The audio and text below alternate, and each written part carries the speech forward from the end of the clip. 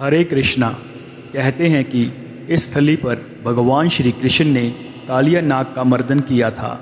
इस स्थल को वृंदावन में श्री यमुना जी के किनारे कालियादह घाट के रूप में भी जाना जाता है।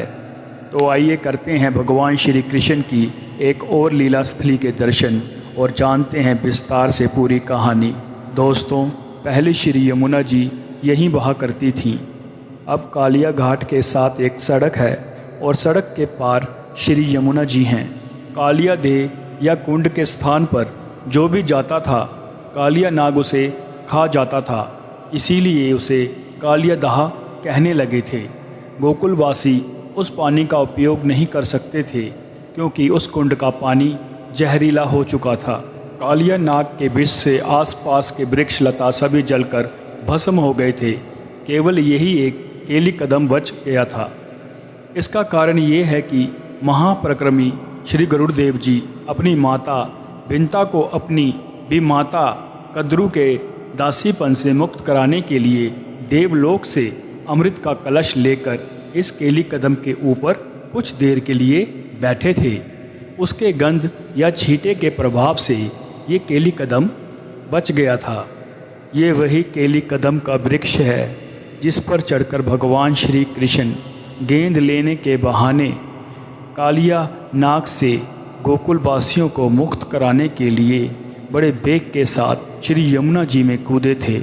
आज श्रद्धालु इस केली कदम की परिक्रमा करते हैं।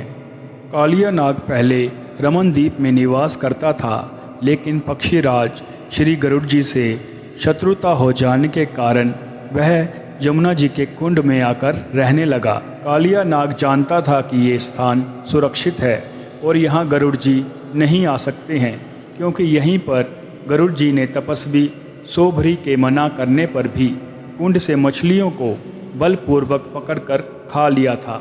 इससे क्रोधित होकर महर्षि सोभरी ने गरुड़ को शाप दे दिया था कि अब यदि तुमने यहाँ आकर फिर कभी मछलियों को खाया तो उसी क्षण तुम मृत्यु को प्राप्त हो जाओगे। यही कारण था कि कालिया नाग यहीं छुपकर रहता था। कालिया नाग से मुक्त कराने के लिए भगवान श्री कृष्ण ने एक लीला रची। एक दिन अपने सखाओं के साथ गेंद खेलते हुए भगवान श्री कृष्ण ने अपने सखा श्री दामा की गेंद यमुना जी में फेंक दी। अब श्री दामा गेंद वापस लाने के लिए भगवान श्री कृष्ण से जिद करने लगा।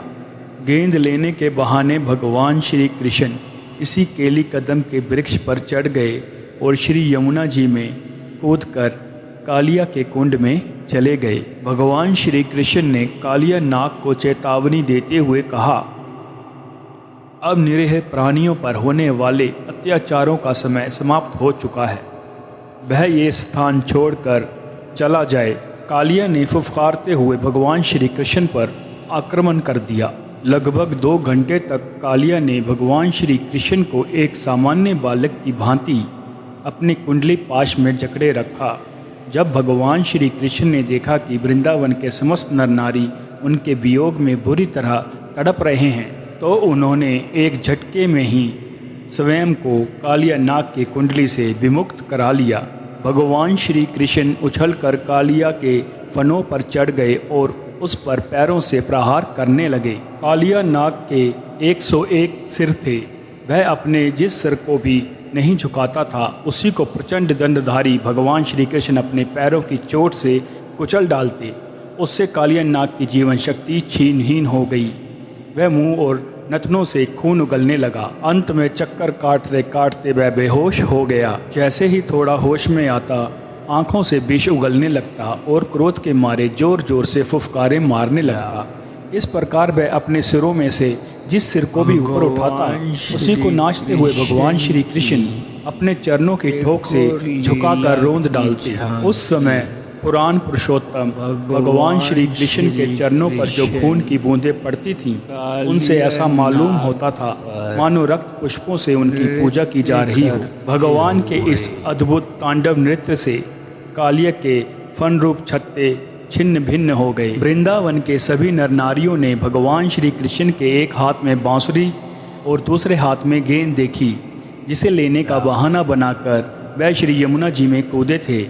कालिया नाग के फनों पर पाद प्रहार करते हुए वह उन पर नृत्य कर रहे थे और बांसुरी बजा रहे थे। कृष्ण भगवान के पाद प्रहारों से कालिया शीघ्र ही रक्त वमन करने लगा। कालिया नाग की पत्नियां तुरंत अपनी सभी संतानों को लेकर प्रभु श्री कृष्ण की शरण में आ गईं और नतमस्तक होकर उनकी स्तुति करने लगी। कालिया नाग की पत्नियों द्वारा इस विनती से भगवान श्री कृष्ण दयामय हो उठे और उन्होंने कालिया नाग को अपने पास से मुक्त कर दिया।